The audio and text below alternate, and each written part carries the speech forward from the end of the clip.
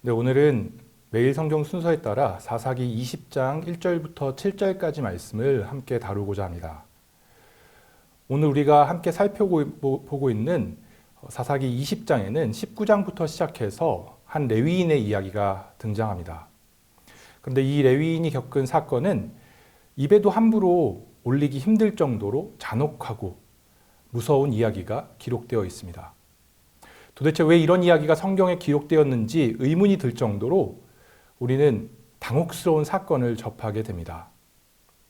사사기를 보면 반복적으로 등장하는 주제 성구가 있습니다. 그때 이스라엘의 왕이 없으므로 사람이 각기 자기의 소견에 옳은 대로 행하였더라 라는 구절입니다. 성경은 이 말씀에서 이야기한 것처럼 하나님 없이 자기의 소견대로 살아가는 사람들의 삶이 얼마나 비참하고 얼마나 참혹한지를 오늘 성경을 통해서 그대로 보여줍니다. 어제 본문을 통해 우리가 살펴본 사사기 19장의 말씀을 보면 기브아에서 끔찍한 사건이 발생합니다. 레위인은 자신을 위협하던 기브아의 불량배들에게 자신의 첩을 억지로 내어주고 밤새도록 능욕을 당한 그 여인은 비참한 죽음을 맞이하게 됩니다. 그런데 이 여인을 두고 레위인은 그녀의 몸을 조각조각 내어 그것을 12지파에게 보내는 잔혹한 일을 또한 행하게 됩니다.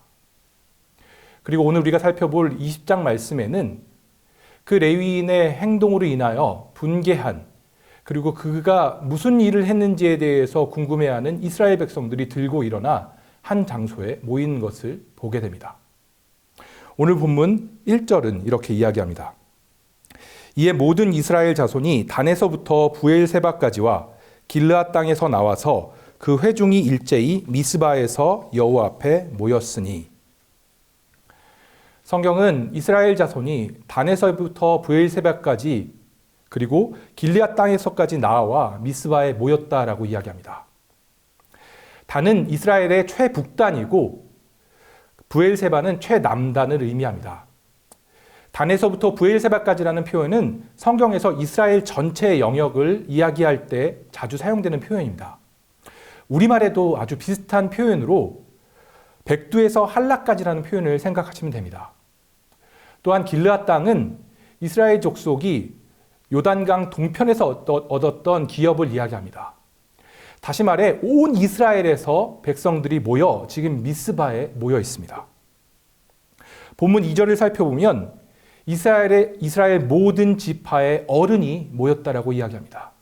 그때 모인 보병만, 군인만 40만 명이라고 이야기하고 있습니다.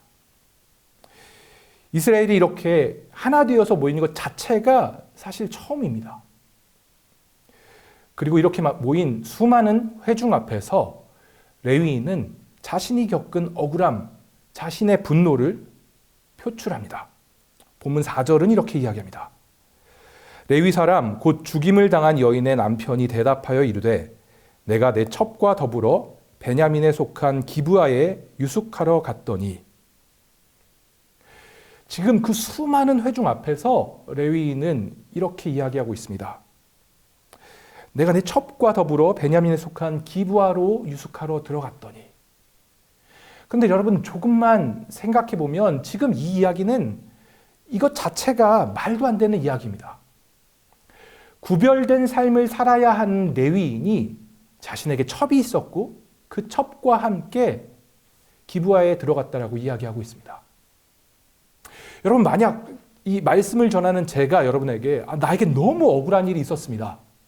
제가 어제 제 첩과 어디를 갔다가 강도를 만났습니다 라고 이야기한다면 여러분은 어떻게 생각하시겠습니까? 지금 무슨 소리 하는 거야? 제 말 자체가 지금 말도 안 되는 상황을 이야기하고 거기에 일단 의아해하지 않겠습니까? 그런데 오늘 성경을 보면 이 이야기에 대해서 이스라엘 그 수많은 사람들 중 누구도 불편함을 표현한다거나 그 레위인의 말을 끊지 않습니다. 사실 이것 자체가 얼마나 이스라엘 백성이 하나님을 떠나 어그러져 있는지를 보여주는 단적인 예입니다. 그리고 이어지는 진술들을 통해서 레위인은 교묘하게 자신의 잘못은 숨기고 그 기브와 사람들의 잘못을 더욱 부각시키고 강조하는 것을 살펴볼 수 있습니다. 오늘 본문 5절은 이렇게 말합니다.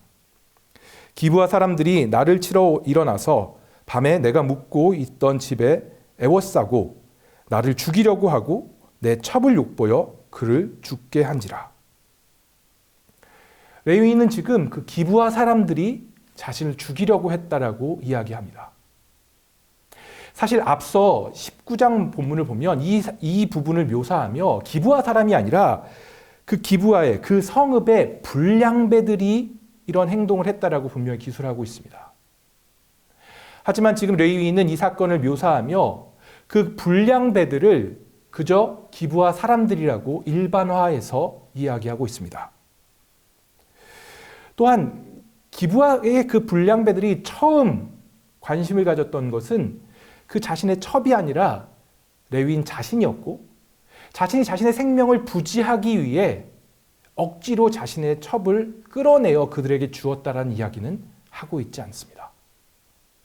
기브와 사람들의 잘못은 부각시키고 자신의 잘못은 감추고 있습니다. 자신의 생명을 구하기 위해 그들에게 자신의 첩을 내주었던, 그래서 그녀의 죽음에 자기가 일조했다는 사실은 전혀 드러나지 않고요. 오직 여기서 자신은 선량한 피해자로만 묘사하고 있습니다. 모든 이 악행의 책임이 기브와 사람들에게 돌려지는 것을 우리는 볼 수 있습니다. 레위인은 자신의 실수와 자신의 문제는 생략한 채 기브와 사람들을 순수한 악인으로 묘사하고 그 가운데 자신은 선량한 피해자인 척 숨어버리게 됩니다. 그리고 사실 자신이 첩의 몸을 조각내어 이 12지파에게 보낸 자신의 엽기적인 행동조차 그는 정당화하는 것을 이어지는 본문을 통해 살펴볼 수 있습니다. 본문 6절은 이렇게 이야기합니다. 내가 내 첩의 시체를 거두어 쪼개서 이스라엘 기업의 온 땅에 보냈나니 이는 그들이 이스라엘 중에서 음행과 망령된 일을 행하였기 때문이라. 그는 자신이 행한 이 엽기적인 시신을 도망내어 보낸 행동 자체가 이스라엘 가운데 망령된 일과 음행이 있었기 때문이라고 이야기합니다. 이 말도 안 되는 음행과 망령된 일 때문에 그것을 참을 수 없어서 자신이 그런 행동을 했다라고 자신의 행동을 정당화하고 있습니다. 그런데 여러분, 돌이켜보면 망령된 일과 음행을 처음 시작한 사람은 누구였습니까? 하나님의 말씀을 지키고 살아야 할 레위인이 첩을 둔 것, 또한 자신의 생명을 지키기 위해 마치 물건처럼 자신의 그냥 소유물처럼 자신의 첩을 억지로 그들에게 떠민 것, 그 행동을 한 것이 레위인이었습니다. 또한 죽은 시신에 대해서 토막내어 그를 보내는 일조차 그런 망령된 일을 행한 것도 레위인이었습니다. 하지만 지금 레위인은 자신의 잘못에 대해서 그저 자신의 방식으로 그것을 설명하고 있습니다. 이건 이스라엘에 있었던 이런 망령된 일, 이런 음행 때문에 내가 이것을 참을 수 없어 했다라고 궤변을 들어놓고 있습니다. 그리고 이스라엘 백성 앞에서 자신의 억울함을 토로했던 레위인은 그들에게 이러한 질문을 던집니다. 7절 말씀입니다. 이스라엘 자손들아 너희가 다 여기 있은즉 너희의 의견과 방책을 낼지니라 하니라. 지금 레위인은 하나님 없이 살아가는 인간의 전형적인 모습을 보여줍니다. 그의 관심은 하나님의 뜻, 하나님의 계획에 있지 않습니다. 전혀 그렇지 않습니다. 사실 레위인은 이 상황 가운데 하나님의 뜻이 무엇인지 물으라, 이 상황 가운데 하나님의 의를 행하라 라고 이야기했어야 합니다. 하지만 그의 관심은 거기에 있지 않습니다. 오직 자신이 생각하는 바, 자신이 생각하는 의를 이루기 위해 그는 어떠한 행동도 막힘없이 하고 어떠한 말도 자신에게 유리하게끔 뒤틀어 하는 것을 볼 수 있습니다. 그리고 심지어 이스라엘 백성에게 제안합니다. 너희의 생각은 무엇이냐? 너희의 방편은 무엇이냐? 너희는 어떻게 행동할 것이냐? 라고 그들의 생각과 그들의 방식대로 하나님의 뜻과 상관없이 행할 것을 오히려 레위인은 제안하고 있습니다. 이 모든 사건 가운데 레위인에게는 하나님의 뜻, 하나님의 공의, 하나님의 의종은 전혀 없었습니다. 그는 그저 자기 자신이 최우선인 사람이었습니다. 자신의 생명을 보존하기 위해 다른 사람을 위험에 떠밀고 자신이 원하는 바를 이루기 위해 자신의 복수를 위해 어떤 일이든 막힘없이 하고 거짓말까지 하는 자가 레위인이었습니다. 그런데 여러분, 한번 이 본문 앞에 정직하게 우리 자신을 돌아보시기 바랍니다. 물론 레위인의 이런 행동이 굉장히 극단적이고 자극적입니다. 하지만 이 레위인의 모습 가운데 부끄러운 우리 자신의 모습이 투영되지는 않습니까? 나의 이익을 위해 다른 사람을 어려움 가운데 두고 때로는 그 사람의 어려움을 외면하고 내가 원하는 바를 얻기 위해 때로는 하나님의 뜻이라고 곡해하고 하나님의 뜻보다 내 뜻을 이루기 위해 내 뜻을 이룬 것을 더 우선순위로 살고 살아가는 모습이 우리에게도 있지 않습니까? 하나님은 오늘 이 레위인의 모습을 통해 우리 가운데 우리 자신을 돌아보라고 말하고 계십니다. 우리에게 경고하고 계십니다. 하나님 없이 사는 삶이 얼마나 비참한 삶인지, 하나님 없이 살아가는 인간의 모습이 얼마나 망가질 수 있는지, 그리고 그것이 얼마나 비참한 결과를 만들어내는지 하나님 우리 가운데 보여주십니다. 또한 이것은 우리 가운데 하나님이 얼마나 필요한지를, 하나님이 왜 그의 아들을 우리 가운데 보내주셨는지를 우리 가운데 반증하고 있습니다. 요한복음 10장 10절은 이렇게 말합니다. 도둑이 오는 것은 도둑질하고 죽이고 멸망시키려는 것뿐이요 내가 온 것은 양으로 생명을 얻게 하고 더 풍성히 얻게 하려는 것이라. 여러분, 하나님을 떠난 삶은, 하나님 없는 삶은 결코 온전할 수 없습니다.